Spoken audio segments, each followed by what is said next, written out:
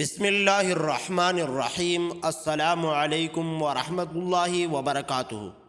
ګرانو رونو او خویندو، نن ورځ موږ تاسو ته درې ډیر مؤثر او آسان وظیفې راوړي دي کوم چې د کاروبار په برکت، پراخوالي او کامیابی کې حیرانونکې نتیجه ورکوي. وظیفه نمبر 1: که تاسو غواړئ ستاسو کاروبار وده وکړي او د رزق دروازې پرانستلی شي، نو دا مبارک درود هر ورځ لږ تر لږه سل ځله ووایئ: اللهم صل علی سیدنا محمد وعلى آل سیدنا محمد کما تحب وترضى له.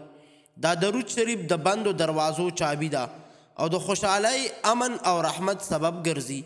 وظیفه نمبر 2: د کاروبار د شروع ځانګړی ذکر.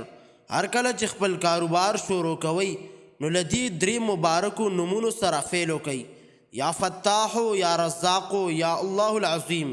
یوازې 11 ځله دا کلمات تکرار کئ، د زړه له کومې دعا وکئ او بیا کاروبار ته داخل شئ. انشاءالله برکت به نازل شي او برکت به نه ختمیدونکې وي. وظیفه نمبر 3: د استغفار طاقت.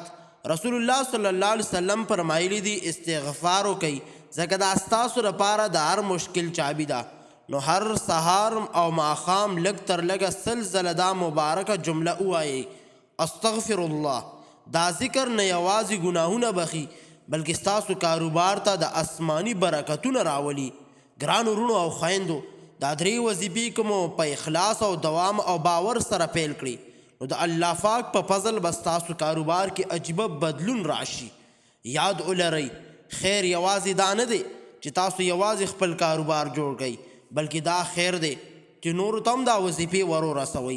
نو ویډیو مو که خوښه شوه، لایک، سبسکرایب او شیر هیر نه کړئ. الله پاک مو رزق پراخ او کاروبار نه مو کامیاب لره.